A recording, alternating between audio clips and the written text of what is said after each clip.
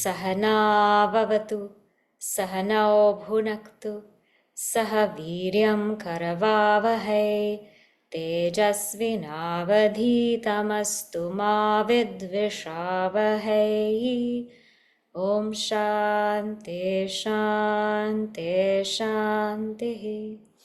Samasta Jana Kalyane Niratam Karunamayam Namami Chinmayam Devam Satgurum Brahma Vidvaram Sargasthiti Pralaya Hetumachintya Shaktim Vishveshwaram Vidita Vishwamanantamurtim Nirmukta Bandhanam Apara Sukhamburashim Shri Vallabham Vimalabodhaganam Namami Yasya Prasadadahameva Vishnuhu Mayeva Sarvam Parikalpitam Cha Itham Vijanami Sadatmarupam Tasyangri Padmam Pranatosmi Nityam.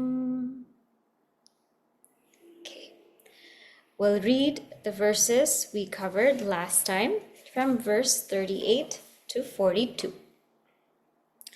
Samsargo va vishishto va vakyartho natra sammataha akhandaikara satvena vakyartho vidusham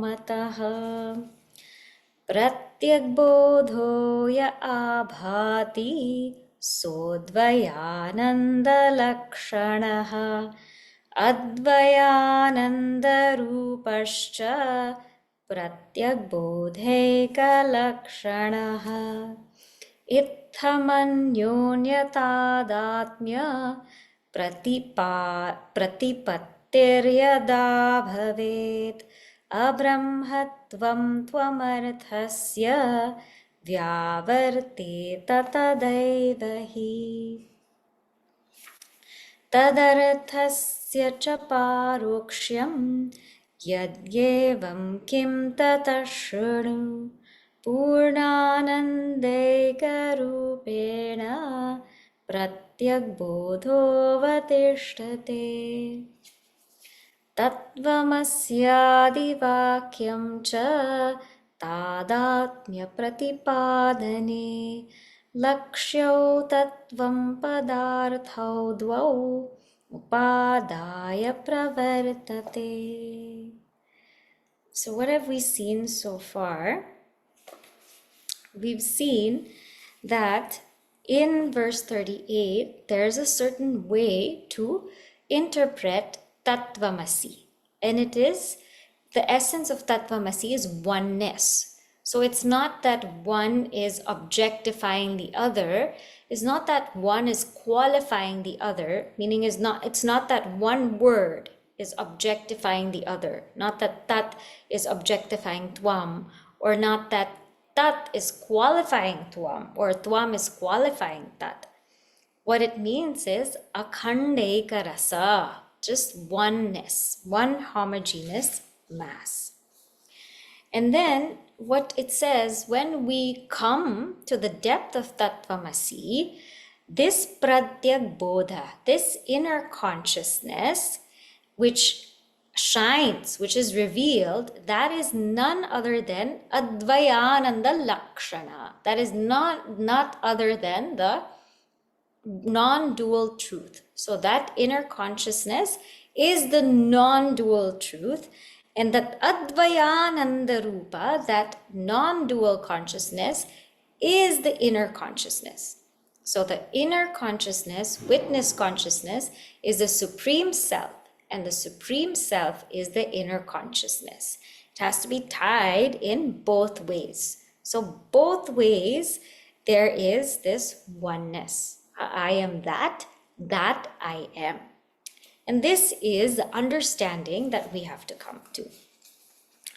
Now, what happens here is when we do this understanding and we equate tat and tvam, meaning that and thou, or that and you, this abhramatvam means the sense of finitude gets removed from I. From I, the witness consciousness, the sense of finitude is removed. And I no more feel that I am limited to this body, mind, intellect, to this ego, or to this witness consciousness. I no more feel that limitation.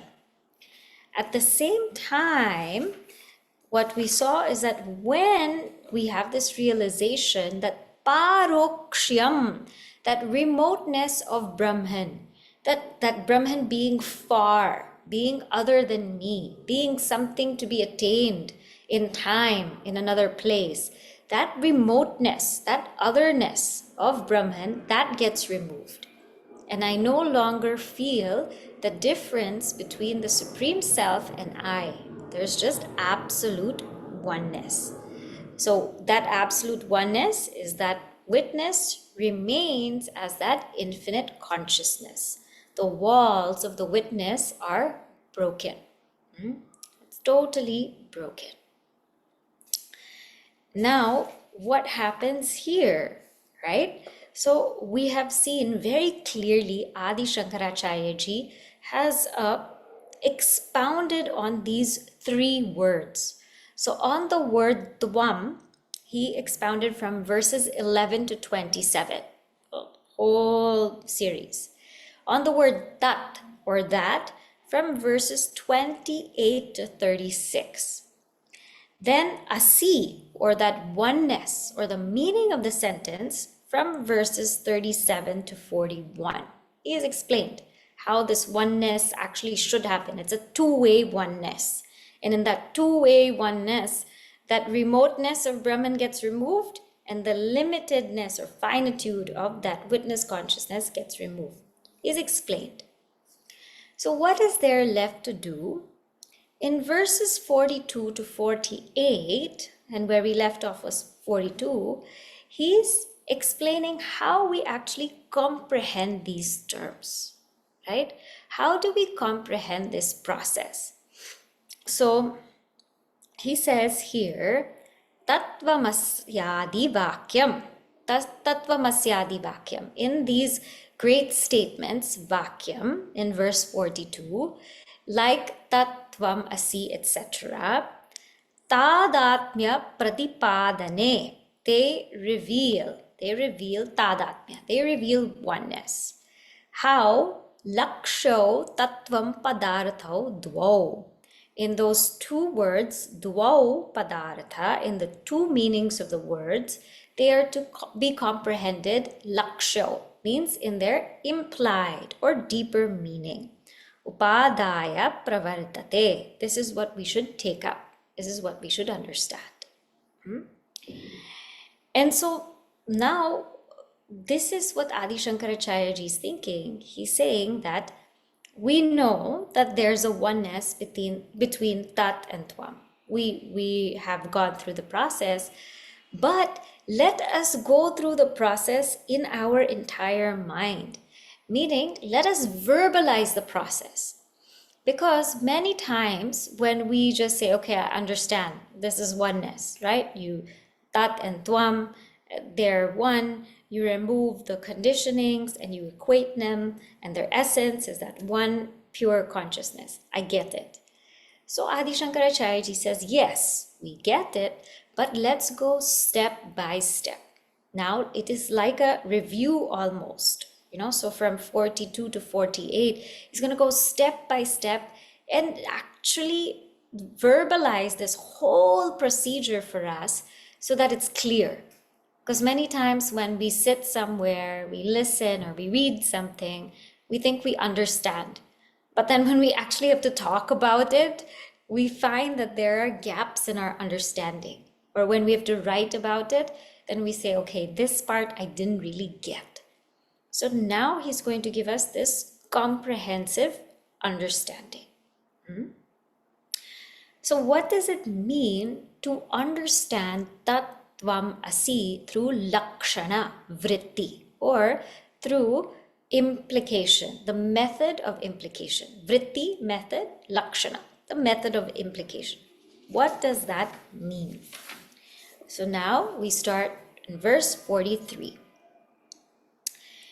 Hitva dvau shabalo vācyo, hitva dvau shabalo vācyo, vakyam vakyartha bodhane, vakyam vakyartha bodhane, yatha pravartate asmabhihi, yatha pravartate asmabhihi, तथा व्याख्यातमादरात्, तथा व्याख्यातमादरात्, हित्वा द्वौ शबलौ वाच्यौ, वाक्यं वाक्यार्थबोधने, यथा प्रवर्तते अस्माभिः, तथा व्याख्यातमादरात्.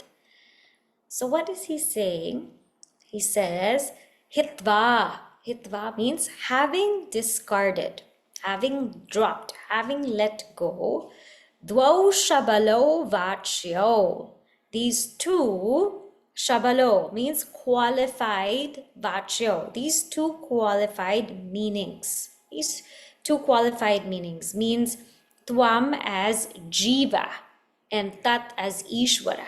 Having let go of that, vakyam vakyartha bodhane, in the revelation of this statement, in revealing the meaning of this statement, yatha pravartate, how it functions, asmabhihi, by us, vyakhyatam ādarat, means we have said it. We have said it with respect. Vyakhyatam, we have commented on it. Ādarat, carefully. Tatha, like that, we have commented on it carefully. So how the great statement discards the two qualified meanings and reveals what it really means, we have already comprehended it. We have commented upon it. We have done it, right? So then what are we doing now? As I said, he's verbalizing the process. So, for example, we know where there is smoke, there is fire. Meaning, if we see smoke, then we understand there is fire. But how did that process happen? How did that process where I saw smoke and then I said, there must be a fire. How did that process happen? So first, Parvato Vahniman, I saw that there is a fire in the mountain.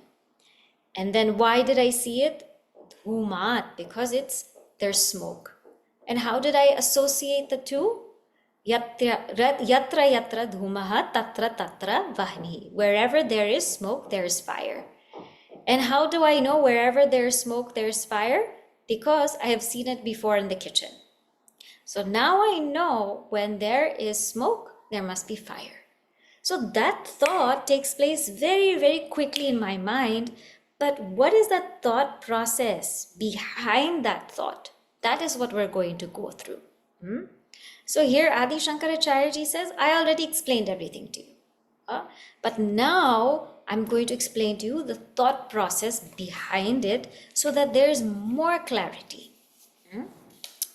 So first, if to go through that thought process, I had said that we had dropped or discarded the meanings of tat and tvam, meaning the qualified meanings, the associated meanings. So now he's going to go and review what are the qualified meanings of tat and tvam, and then what is discarding them, right? So verse number 44. आलम्बनतया भाति आलम्बनतया भाति योऽस्मत्प्रत्ययशब्दयोः योऽस्मत्प्रत्ययशब्दयोः अन्तःकरणसम्भिन्ना अन्तःकरणसम्भिन्ना बोधः सत्त्वं पदाभिदः बोधः सत्त्वं पदाभिदः आलम्बनतया भाति योऽस्मत्प्रत्ययशब्दयोः अन्तःकरणसम्भिन्ना बोधः सत्त्वं पदाभिदः. So we first look at the last part. He says sattvam padabhidaha, meaning this tvam, the word tvam, padabhidaha. This is the meaning of the word tvam, or this is known to be the meaning of the word tvam. What is it? Alambanataya bhati. So abhati, that which appears alambanataya, as an object. That which appears as an object of what? Asmat pratyaya shabdayoho. That which appears as an object of the word I and the thought I. So which appears as the object of the word I and the thought I, antakarana sambhinna bodha. And that consciousness which expresses or is limited by the antakarana, the inner equipment, that is the direct meaning of thou or tvam. So that which shines as the object of the idea and the word I is consciousness expressing in the inner equipment. This is the direct meaning of tvam. So again, this is just a review. When we say tvam or you, what comes to us right away? I, right? You means I. So it is the object of the word I. It's the object of the thought I. And the word and the thought depend on the object. Because if the object is not there, then there's no word and thought. For example, the word telegram, the object telegram, because we don't really use it anymore, so there's no usage of the word or thought telegram, right?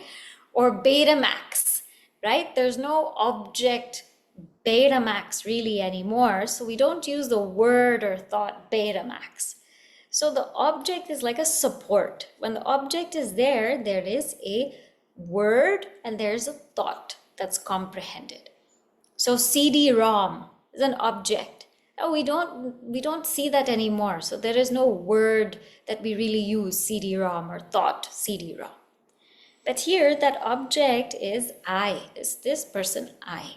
So that when I say the word I, when I think of the word I, what is comprehended, that is what thou means. That is what tvam means. It means I, what I understand by the word I. And this I, which I understand, it is that jiva. It's that consciousness which is as though limited. Sambhinna means as though limited by the inner equipment. So it's that individuality. So this is my understanding.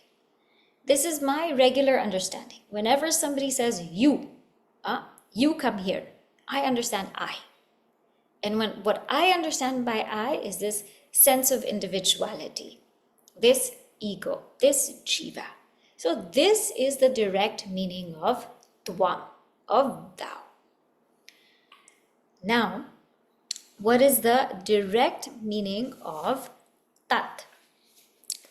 Here he says, māya-upādhir jagat-yoni, māya-upādhir jagat-yoni, sarvajñātva-ādi-lakṣaṇa, sarvajñātva-ādi-lakṣaṇa, pārokṣyaśabala satyādi, pārokṣyaśabala sat-cit-ānanda atmakastat-padābhidah atmakastat-padābhidah māya-upādhir jagat-yoni sarvajñātva-ādi-lakṣaṇa pārokṣyaśabala sat-ānanda atmakastat-padābhidah.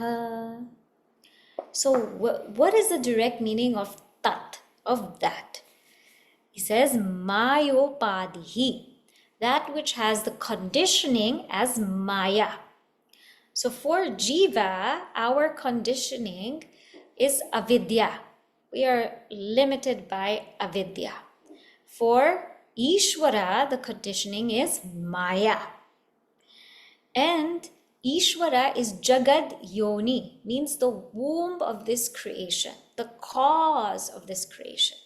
So by this word jagat-yoni, the material cause of this creation. Sarvajñātva-ādi-lakṣaṇa, that which we refer to as the efficient cause, that who is the all-knower, all-powerful, all-capable. This is that Īśvara. Pārokṣyaśabala, excuse me, is qualified as remote, indirect, far. This is Īśvara. Whenever we think of God, Īśvara, it's far, remote, something different. And sat-cit-ānanda means of the nature of existence, consciousness, bliss. This is tat-padābhidah. This is the meaning of the word tat. So when we think of the word tat, it is a consciousness expressed through maya, which then becomes the cause of the universe, which is described as omniscient and so on, which is known only indirectly and has the nature of existence and so on. That Īśvara is the meaning of the word tat. Right? So very clear. So he's summarizing. The meaning of the word tat is Īśvara. The meaning of the word tvam is jiva. Now is where he sort of gets into equating them together. Okay? So verse number 151. Pratyak pārokṣyaśabala sadvitīyatva-pūrṇata viruddhyate yatastasmāt lakṣaṇā sampravartate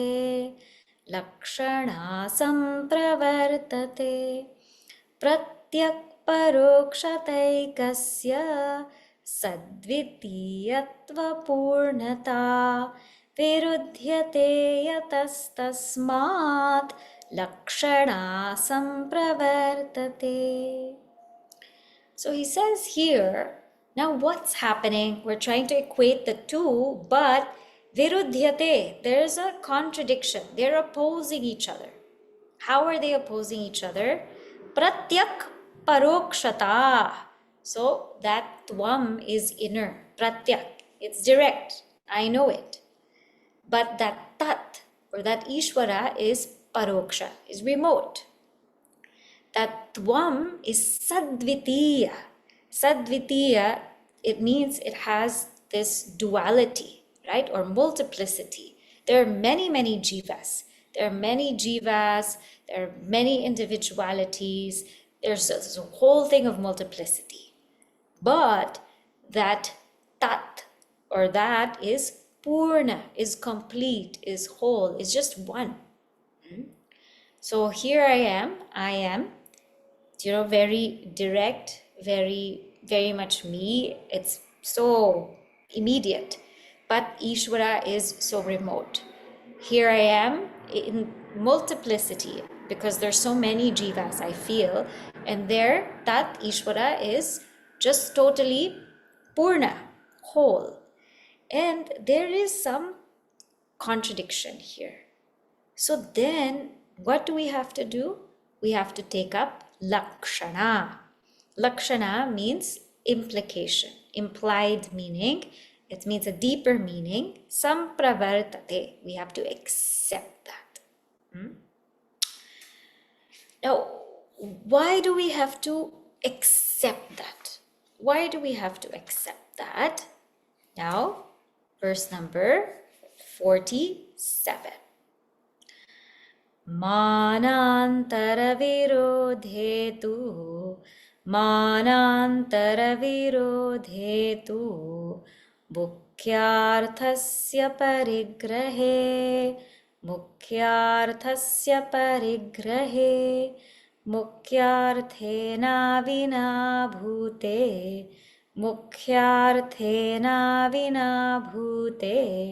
pratītirlakshanochyate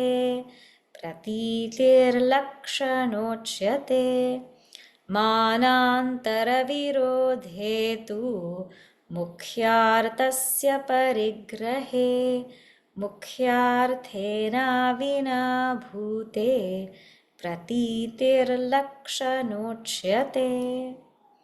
So he says here, this is what's happening, right? Parigrahe, we'll start from here. Parigrahe, on accepting mukyārthasya, on accepting the meaning of the direct words, or the direct meaning of the words, I should say, tat and tvam. On accepting that, mānāntara-virodhe, there is a contradiction with other proofs or other evidences.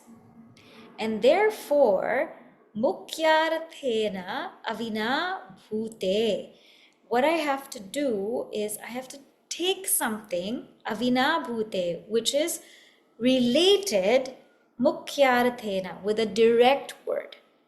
And that pratiti, that comprehension, lakṣaṇa, that is called lakṣaṇa. Uchyate, that is said to be lakṣaṇa.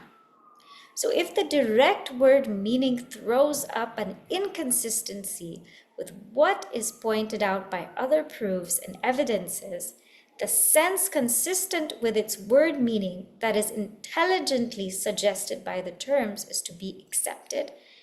This is the suggestive meaning or lakṣaṇa. So what is this? See, some things are to be comprehended literally. So bring me a glass of water. Yes, very easy. Glass of water. Come online to Zoom for a class. Come online. Very easy, right? Okay. Go to the kitchen and get me a plate. Okay, easy.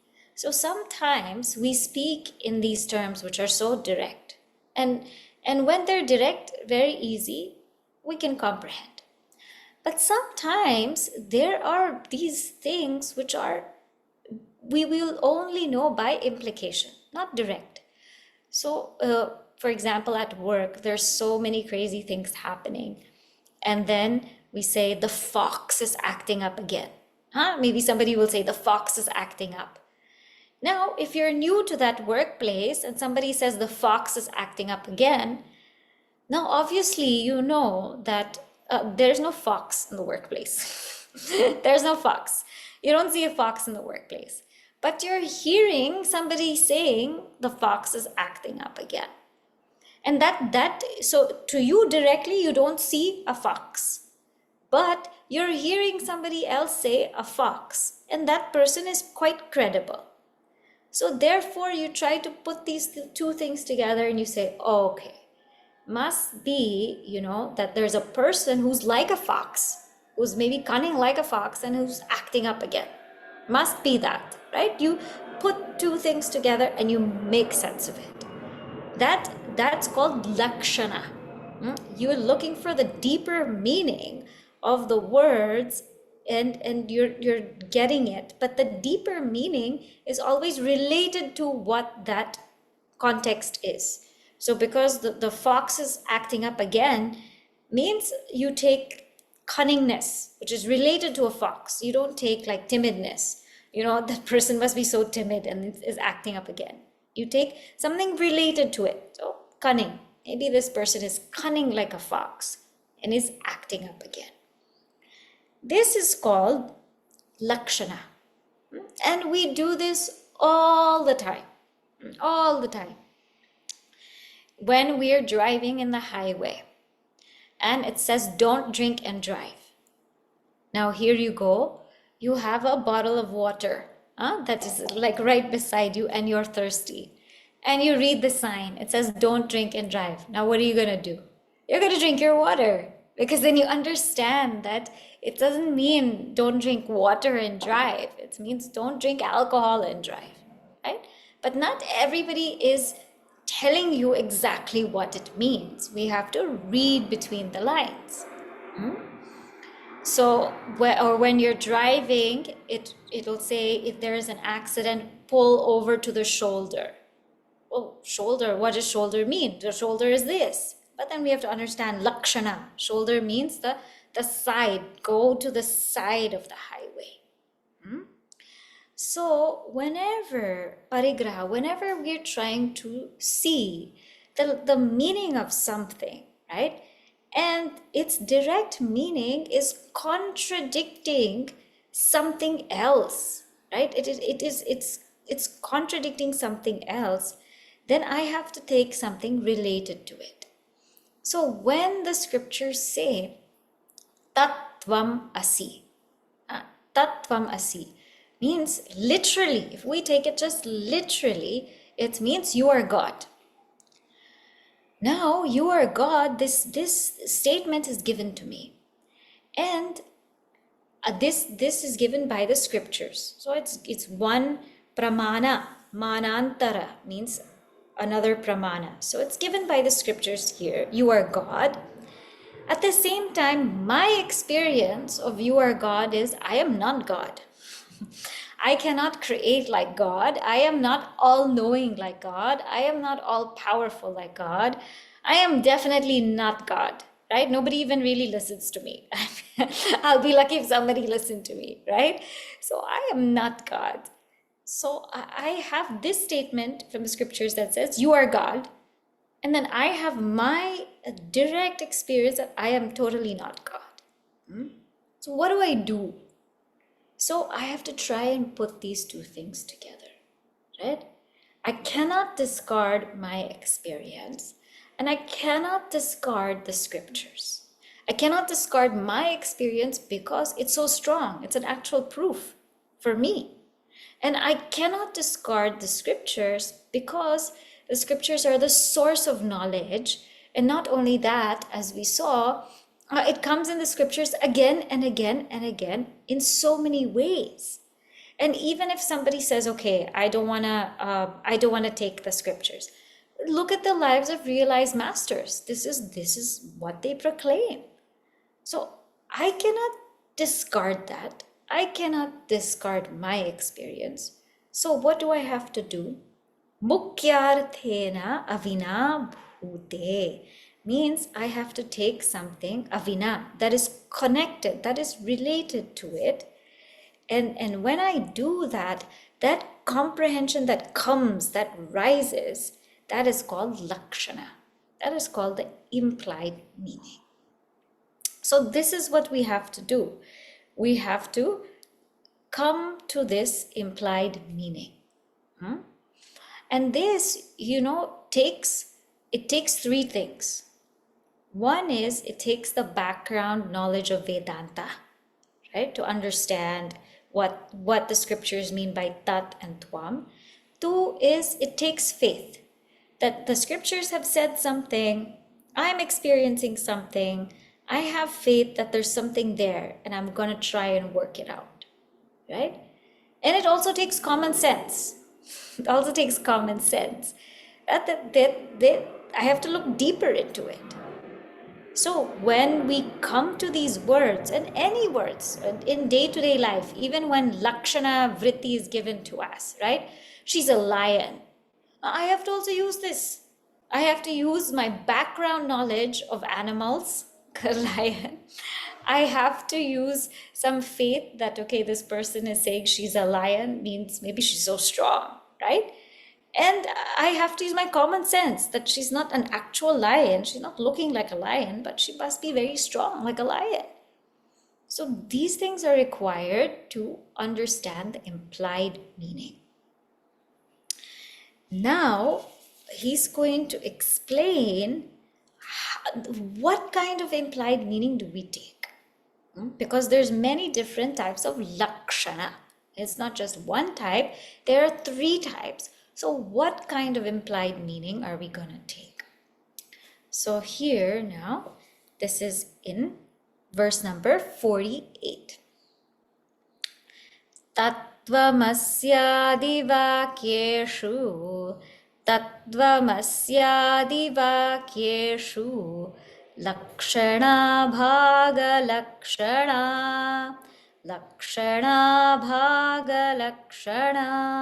soyamityādi-vakyastha padayoriva nāpara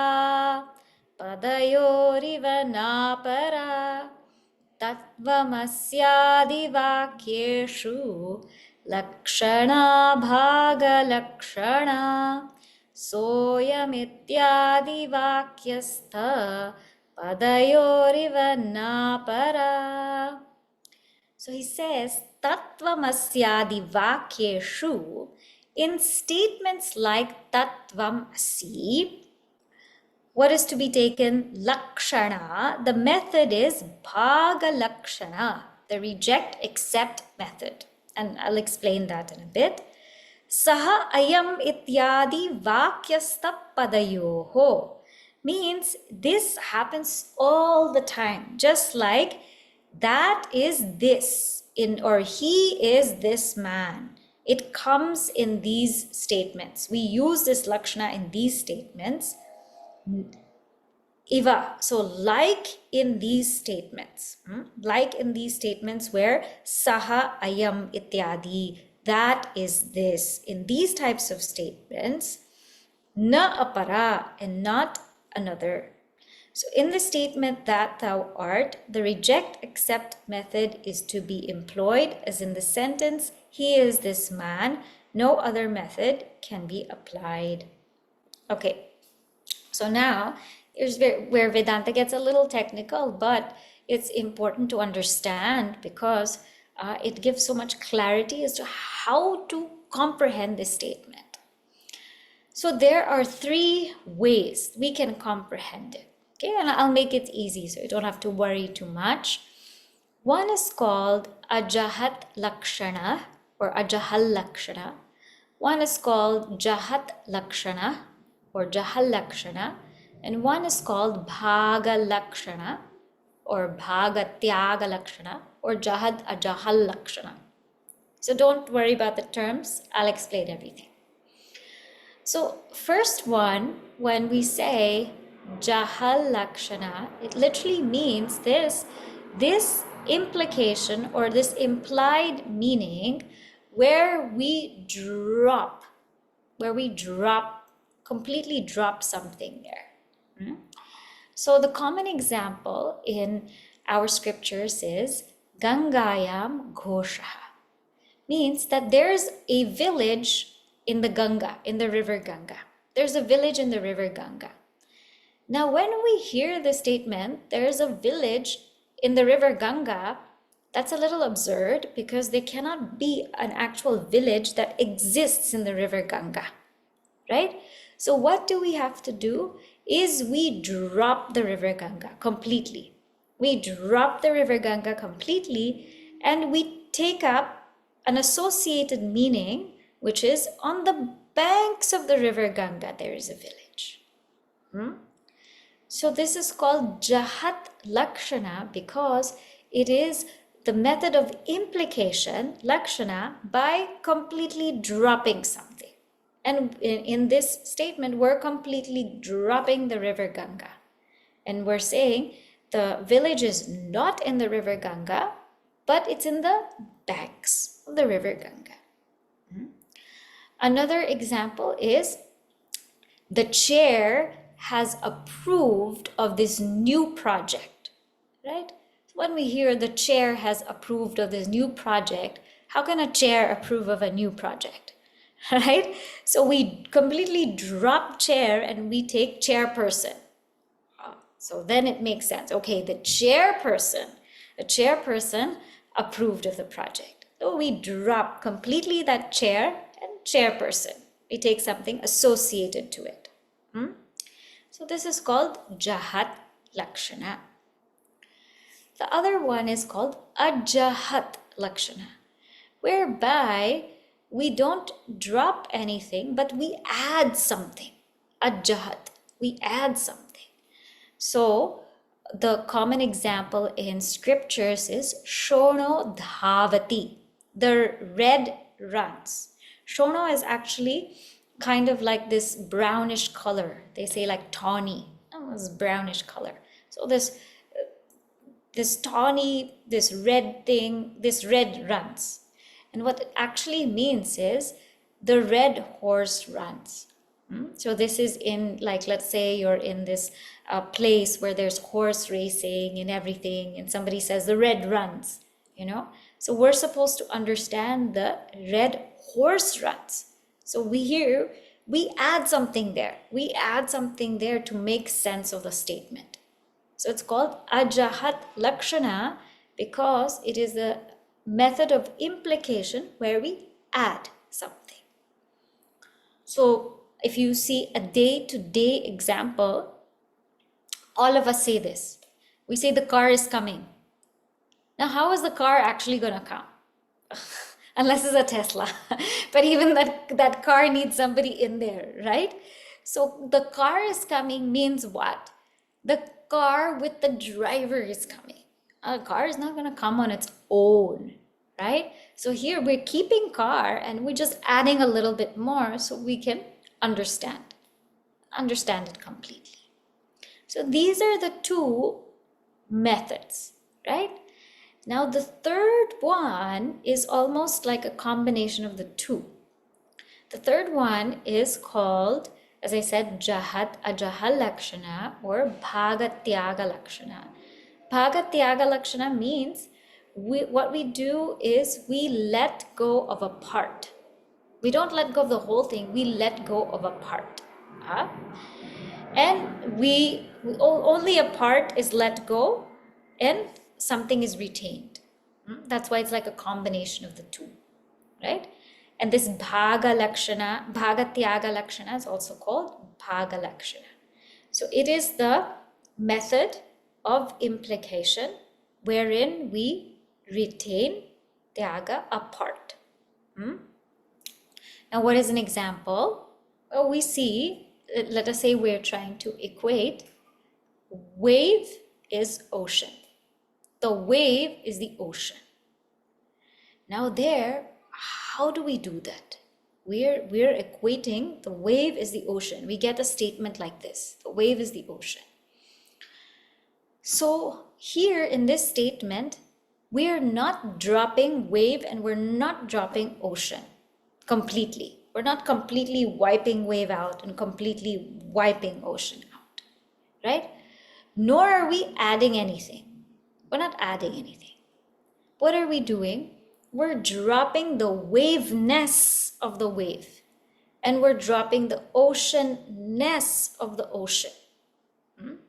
So somebody tells us the wave is the ocean. We're like, okay, it doesn't seem like that to me, but that person is a credible source. So what do? So we drop the waveness of the wave, the oceanness of the ocean, and then what remains is water. Right? And why are we dropping the waveness of the wave and the oceanness of the ocean is because they are just appearances. Essentially, the wave is actually just water. The ocean is just water. Without the water, there's no wave. Without the water, there's no ocean. So we are dropping them because they are appearances. The waveness the oceanness are being dropped because they are appearances, and the water alone remains. And how am I doing this? I am not going physically and dropping anything and doing anything. No, in my understanding, with my, what we call jnana chakshuhu, with your jnana chakshuhu, with the eye of wisdom. Bhagavan Shiva is often shown this third eye.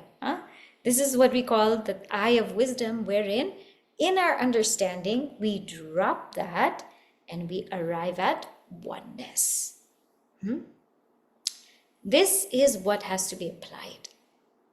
Another example, so that this becomes clearer and clearer. We say, somebody says, room space is total space. Room space is total space. Now I look at these two things and I say, you gotta be kidding me, right? Because this room space is so small, that total space is so big. What should I do? How do I equate this, right? So I look at both, right? I drop the interiorness of the room space, that the inner space, I drop that innerness. And I look at that total space and I drop that outerness. And what I'm left with is just space, essentially space.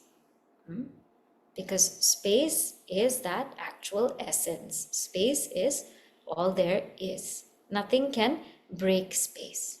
Nothing can divide space. In fact, that very room exists in space only. The example that he gives here, he says, that is this person. Saha ayam. And I gave you this example also last week. That the common example is Devadatta, right? So we know this guy or this kid from when we were young, and he was maybe short, and he was so cute and chubby, and he was a whiz kid and everything like that. And then I see him years later, and now he's tall and he's thin and he's so smart, and he's maybe like this lawyer. And so now I'm trying to equate the two. I have this kid from before who was chubby, who was so cute, who was so innocent. And now I have this adult who's so tall, who's maybe this lawyer. And now at this time, I have this person. And that Devadatta is this Devadatta. So what do I do? Same thing I do is I let go of the non-essentials. I let go of the appearances, those that keep changing, the appearance of the chubbiness of the body, or the shortness or tallness of the body, the appearance of the profession. Because when you're deep sleep, there's no profession, there's no personality. I let go of all of those opposing traits, and I am left with the essence of that person. So this thing that we do, this bhaga lakṣaṇa, actually we do it all the time. This is just analyzing the process. We do it every day. That same Shubhani you saw in Vakya Vritti last week is this same Shubhani. It's the same thing, right? Same thing, right? Different verses were there, same thing. So we do it all the time. So what he's saying is, now take that tvam asi. Take that tvam asi. What are you going to do with that tvam asi? In that, we have all of these conditionings of Īśvara, that conditioning of Maya, the total gross body, subtle body, causal body, this all-knowing, all-powerful, all of these layers of conditionings. And tvam, the conditionings of the jiva, this avidya as a conditioning, the individual gross body, subtle body, causal body, the one who is limited in knowledge, limited in strength. These two opposing things, drop them. Why should we drop them? Why should we negate them? Why should we falsify them? Because they are appearances. Just like the waveness and the oceanness are appearances in water, these are also appearances. For the jiva, how is it an appearance? For the jiva, we know that this waker gets totally negated or falsified in the dream state. The waking state, the waking world gets falsified in the dreamer, the dream state, the dream world. The dreamer gets falsified in the deep sleeper. In the deep sleeper, the deep sleep state, and that in the deep sleep blankness, all of the dream stuff is falsified. So we know it's an appearance because it becomes falsified. It becomes falsified. Our individuality becomes falsified. Our name, Shubhani, our personality, this becomes falsified in dream, in deep sleep. Our world, it becomes falsified in dream, in deep sleep. So we know that this is only apparent, it's an appearance, and that's why we disregard it. We cannot hold it as true. This is for Jiva's upadhi. What about Īśvara's upadhi? What about Īśvara's conditionings? Right? This total world, this total appearance, how can you say it's false? How can you say that it's illusory? Well, it is appearing to consciousness, right? Where is the world? Where is the world? The world is where? The world is perceived, is experienced through one's own mind. And where is that mind? That mind is in consciousness. So this world, how much ever we see it and we experience it and we live in it, it is just appearing to consciousness. It is nothing but an appearance of consciousness also, right? So even that gets falsified. One also beautiful thing I read is that, in the yoga school, one thing that we can really take from them is that this world only appears in a vikshipta chitta, means only in a moving mind. Only in a mind that's active, the world is appearing. When the mind is absorbed in the self or still, the world is not appearing. So it is like this world is only appearing when the mind is very, very active. So how can that thing be so incredibly real if it is only appearing to that mind which is distracted, which is moving, which is active? So it cannot be considered as absolutely real, because when the mind is still or absorbed, it's not appearing anymore. It's not appearing anymore. But that consciousness is still there. So because these conditionings, total, gross, subtle, causal body, they are illusory. Individual, gross, subtle, causal bodies, illusory, we can drop them. We can disregard them. We can falsify them.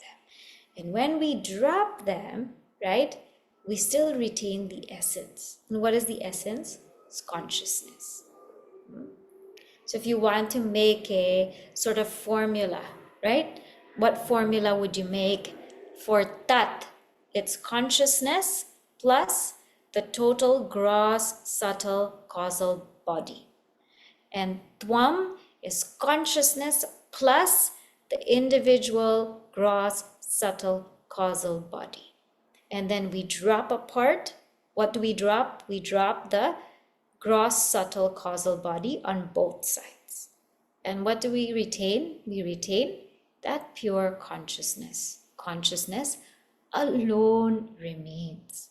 So this is the way of understanding the Mahavakya. This is the way to understand what we're actually doing. He did it. He spoke about it. But he said, now I want you to understand it step by step, process by process, so that it becomes clear and there's no room for doubt. Right? So this is what he means. Right? So I'll just summarize what we've done today. What we've done today now is Adi Shankaracharya ji has said that tvam asi has to be taken through lakṣaṇa vritti, to the method of implication, and not through vācya or vakyartha, not through the literal meaning. It has to be taken through the implied meaning, because in the literal meaning there is a contradiction. And whenever there's a contradiction in the literal meaning between what we ourselves understand to be and the scriptures, or you can say the realizations of great masters, whenever there is a contradiction there, what do we have to do? We have to seek the implied meaning, because this is our experience, so obviously we cannot deny this. And that is their experience, or that is also our scriptures. We cannot deny that. So how do we put the two together? We put the two together through lakṣaṇa, the method of implication, or understanding the deeper meaning. And in understanding the deeper meaning, it could be done in three ways, right? One is we completely drop something there. Another is we completely add something. And the third one is we partially drop and retain the essence. And for tattvamasi, that's what we do. We drop the conditionings because they are appearances, and we retain the essence. And with that is the recognition of tattvamasi. Now, what is Adi Shankaracharya ji gonna say next? He's gonna say, well, what happens to those who don't get the knowledge and to those who do get the knowledge? So what happens? How do we theoretically we can grasp this. Mathematically, maybe we can put this in our head, but what does it really mean to realize this knowledge? Who gets it? Who doesn't get it? Right? So we will see that next week. Om Purnamadah Purnamidam Purnat Purnamudachyate Purnasya Purnamadaya Purnameva Vashishyate. Om Shanti Shanti Shanti. Harihi Om Shri Gurubhyo Namaha. Harihi Om.